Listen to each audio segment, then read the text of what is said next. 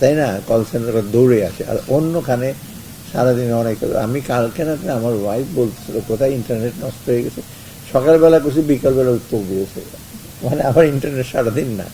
যাই হোক, এগুলো মানে এফিসিয়েন্ট হয় কি, সার্ভিসটা আমাদের সেবার মানটা এবং সেবার পরিমাণটা বাড়ালে কিন্তু ওর জন্য খুশি হয়। তখন লোকে কিন্তু অন্য অন্য যে বেতন কম পায়, সে খাদ্য মূল্যস্ফীতি বেড়ে যাবে, ওই কষ্টটাকে দূর হয় কিছু অংশে যদি আপনার অন্য অন্য সার্ভিস যদি ভালো হয়। অর্থাৎ আমরা কম্পাউন্ডের সব কিছু মিলে একসাথে হিসেবে হয়েছে।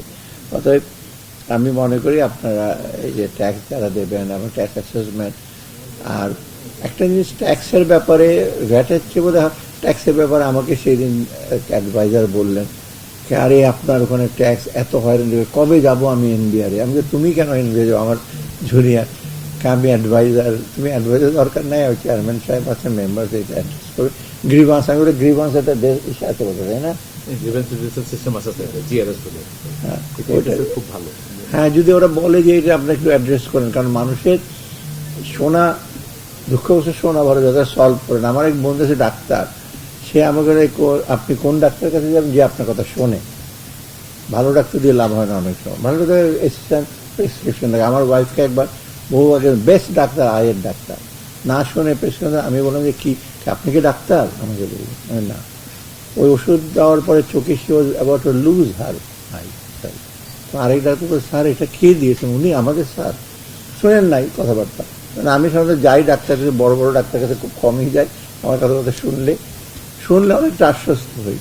আমরা ভারতে একটা এক্সাম্পল দেই, ভারতে যে আমরা বলি অনেক কিছু, ওদের অনেক কিন্তু শোনে। আমার ওয়াইফ একটা জটিল রোগ করে যেতাম আমি কলকাতাতে, আগে দিল্লিতে রাত 12টার সময় উনি একটা সময় দিতে, রাত 12টার সময় বসে গালে হাত দিয়ে বলে, এটা কেন হলো, আপনার কি হলো, 1 ঘন্টা। আমি ক্লান্ত, রাত 12টাতে একটা পর্যন্ত বসে দিন, ডাক্তারের কোনো ক্লান্তি নেই, না আমাকে দেখতে দেন, বুঝতে দেন।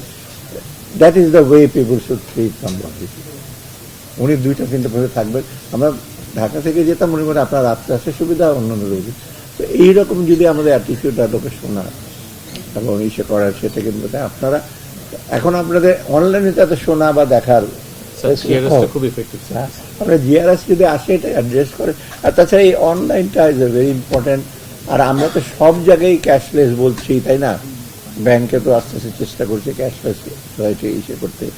আর মোটামুটি আজকাল প্ল্যাটফর্ম তো ভালো, আপনার ইউপিআই মানে ইউপিআই কি কি আছে ওরা তো পে করতে পারে।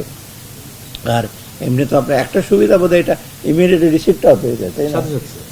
এবং ওই রিসিপ্টটা কিন্তু খুব দরকার। ব্যাংকে তো গেলেই বলে স্যার জমা দিয়েছেন, রিসিপ্টটা দেখা। আমাকে আপনারটা আমি এখনো দিই নাই, রিসিপ্ট না দেখালে ওরা আপডেট করে না, তাই না? তো এইগুলি খুব দরকার। এইগুলো কিন্তু একটা আপনার মাল্টিপ্লায়ার এফেক্ট বলি আমরা। আপনি ট্যাক্স রিটার্ন দিলেন, এটা কিন্তু সব জায়গায় চাইবে। জমি রেজিস্ট্রেশন করতে চান, গাড়ি কিনতে যান, সব জায়গায় হ্যাঁ চাইবে। এটা যদি আপনার তাড়াতাড়ি জানার বলে না দিয়েছি এখনো পাই নাই, আর আশা করি আপনার ইসে করবেন, সেটেল করে ফেলেন। ওই যে অডিট অনেক সময় লাগে, অডিটের না, এগুলো বোধহয় আমার একটু মিনিমাইজ করতে হবে, তাই না? মানে লোকজন যদি দেয়, হ্যাঁ কিছু যদি চেক করতে হয় যে আপনার দেয় না রিটার্ন, এগুলো ফাঁকে দেওয়ার চেষ্টা করছে, সেটা আমি অনুরোধ করি। যারা জার্নালিস্ট আছেন তারা আপনাকে অনুরোধ করবেন লোকজনকে ট্যাক্স দেয়, এবং বলবেন যে ট্যাক্সটার টাকাটা আপনার বিফলে যাবে না, ইট উইল বি ইউজ। আপনি নর্থ ইউরোপে আপনার যা গেছেন তো, one of the highest tax reason, তাই না? কিন্তু ওখানে যারা যায়, আমার এক বন্ধু ছিল, সে বলে তার ওয়াইফের বাচ্চা হবে, প্রি ন্যাটাল স্টেজে গিয়ে সোশ্যাল ওয়ার্কার গিয়ে বলে আপনার ওয়াইফের কী কী লাগবে আমরা দিয়ে দিচ্ছি, 1 সপ্তাহ পর আর বাচ্চা হয়েছে, কী কী লাগবে। This is the way they give this. বেলজিয়ামের কথা বলছি আমি। অতএব নরওয়ে, সুইডেন তো আরও বেটার, ফিনল্যান্ড তো আরও বেটার।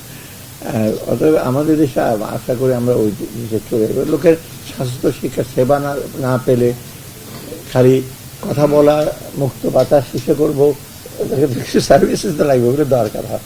ওগুলো না থাকলে কিন্তু এটা মানুষের সিটিজেনের কোয়ালিটি অফ লাইফ, এটা কিন্তু।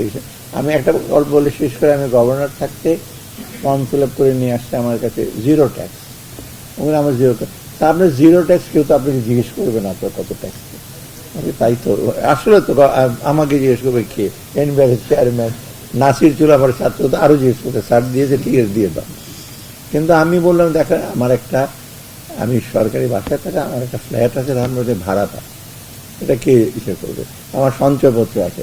তো স্যার এর আগে তো খুব দেখি না কাউকে করতে করতে, তখন আমি ইনফ্যাক্ট ব্যাংকের সেখানে আগে আমার যে ইনকাম দেখে ওকে ডাকান, তুমি স্যার আপনার ট্যাক্স হবে কিছু, এবং মোটামুটি ভালো অঙ্কের ট্যাক্স দিতে হলো আমার। দিলাম আমি, বলে শেষে পরে আমার ট্যাক্সের ফাইন নাকি দৌড়াদৌড়ি করে কোন সময় আসছে 10 বছর পর, সেই স্কুলটা যেন না থাকে। এটা মানে জাস্ট আমার নিজের তাগিদ থেকে আসছে যে ট্যাক্স দিয়ে দিলাম। এখন আমি কদিন আগে বলছি আমার ট্যাক্স রিটার্ন তৈরি করতে, সে বলছে আপনার স্যার কয়েক লক্ষ টাকা ট্যাক্স আসছে, আমাকে দিতে হবে, তুমি যদি মনে করো আমার সেভিং সার্টিফিকেট দিতে হবে কি? স্যার এগুলো দিয়ে দেবেন। আর আমি বলছি আমি সেই সই করে তুমি পাঠিয়ে দাও। এখন অনলাইন আছে, ও অনলাইন দেয়া কিনা যায় না, হিল ডু ইট। অত আমি বলি, আমি বলছি না আমি একেবারে খুব স্বচ্ছ, হয়তো বা আমার ট্যাক্স লয়ার বোধে কিছুটা ক্যালকুলেট করছে স্ট্র্যাটেজিক ওয়েতে, কোথাও একটু কম পড়ে, তাই না? এগুলো আপনারাও জানেন, আমিও জানি। আমি তুমি করা বাট লিগাল ইসে করা, কোনো কিছু ডোন্ট কনসিডার আই নিজে। অতএব যাক, আমি আবারও আপনাদের কমপ্লিমেন্ট জানাচ্ছি। আর এটা অনগোয়িং প্রসেস, কিন্তু অনলাইন কোনো জিনিসই কিন্তু আপনার এটা কন্টিনিউয়াস প্রসেস, ইমপ্রুভমেন্ট করতে হবে। একবারে বসে গেলাম তা না, আপনার ক্যাপাসিটি এক্সপান্স, এটার পরিধি আরও বাড়ানো করলে কিন্তু সবার। আর ট্যাক্স হিসাবটা কিন্তু one of the most important. আপনার গাড়ি যাওয়ার সময় যে গাড়ির রিসিপ্টটা পাই, ট্যাক্সটা দিলে, টাকা দিলে, এগুলো না হলে সব জায়গায় আটকে যাবে। তো টিন যদি না থাকে গাড়ি রেজিস্ট্রেশন করবে না। বিভিন্ন জায়গায় আপনি যেটা 43 জায়গায় লাগে, 43 জায়গায় বোধ একটু বেশি জায়গায় লাগে, আমি জানি না, অনেক জায়গায় লাগে। আর একটা হচ্ছে ইন্টিগ্রেশন, আপনার ট্যাক্স দিলে, গাড়ি ট্যাক্স দিলে, আবার বিআরটি এই জন্য আমার না চেক করে আমি দিয়েছি কিনা। এই দেশটা আমাদের একটু কিন্তু উইকনেস আছে, ইন্টিগ্রেটেড সিস্টেম ডান এখনো বোধহয় হয় না। বিআরটি আমি যেটা বলছি, ব্যাংক, বিআরটি সব জায়গায়। আমি একটা এক্সাম্পল শেষ করি, বহু আমি পিএইচডি করি 74-78-এ। আমাদের সিনিয়র ডক্টর অনুপম সেন, আপনার যারা চিরাং ইউনিভার্সিটি, উনি আমার সাথে ছিলেন। একদিন হঠাৎ করে সাউথ হিসেবে চলেন তো আপনার ক্রেডিট কার্ডটা নিয়ে চার্জ এক্স, কেন আমার ক্রেডিট কার্ডটা রিফিউজ করে আমরা টেপ রেকর্ডার কিনবো, আপনাকে নিয়ে যাবো কেন? দাদা বলবো আমি কোথায় জানি কিনেছিলাম, বিলটা দিইনি, কোন দোকান থেকে কিনছে, টরন্টো থেকে, 6 মাস পরে ঠিকই আটকেছে, ওই তাও টেপ রেকর্ডার দোকান। এটা কি ওরা তো উই হ্যাভ ইন্টিগ্রেটেড, তুমি কোথায় কি কিনছো, এভরিথিং কামস। মানে সেটা আমি কথাকার কথা বলছি 77-78 আমরা 24 আরো বেশি সময় পার হয়ে গেছি, এখন আমরা ইন্টিগ্রেটেড সিস্টেমটা করতে পারলাম না। দুঃখের ব্যাপার আসলে। ওখানে তো বাড়ি ভাড়া নিতে পারবেন না। এই যে আমি ঋণ খেলাপিদের কথা বলে, যে ওই সিস্টেম থাকতে তো ঋণ খেলাপি ক্রেডিট কার্ড পেতো না, পেট্রোল পাম্পে তেল নিতে পারতো না, বাড়ি ভাড়া নিতে পারতো না। আমার ছেলে আমেরিকা থাকে, ওকে জিজ্ঞেস করতো তোমার ক্রেডিট রেটিং, আমি তুমি বাড়ি ভাড়া করবে, তোমার ক্রেডিট দিয়ে কী হবে? না, বাড়ি ভাড়া দেবে না, আমার ক্রেডিট, ওই ফ্ল্যাট ভাড়া করবে, ওখানে পড়া একটা ইউনিভার্সিটি, বলে না আমাকে দেবে না, ক্রেডিট ইসে লাগে। So this is how it is integrated. তার মধ্যে তো ওখানে কারাপশন হয়, ট্যাক্স পার্টিতে চুরি করে, আর আমাদের থাকে সব ওপেন, কোনো কিছু চেক অ্যান্ড ব্যালেন্স না থাকলে। যাই হোক, আমি হয়তো একটু সময় লম্বা বক্তব্য দিয়ে ফেললাম, আপনারা সবাই সহযোগিতা করবেন। আর আমি কিছুদিন পরে আমাকে দেখতে হবে কত টাকা পয়সা হিসেবে, কারণ বাজেট করার আগে তো আবার একটু কত দেওয়া, বাজেট করে আশা করি আমরা বাজেটটা তৈরি করব, সেই সময় কত আমাদের ইনফ্লো আউটফ্লো কত হয় এটা দেখতে হবে। আর এটা one of the source is এই, তো জোর করে আপনাদের পাবলিক ফান্ডস একটা হচ্ছে ability to pay and equity principle. যার এবিলিটি না আমি জোর করে আনবেন না, তাই না?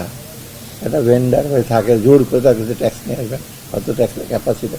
আর ইকুইটি আমাদের দিতে হবে ট্যাক্স 50,000 টাকা, আমার সমান আরেকজনও দিতে হবে।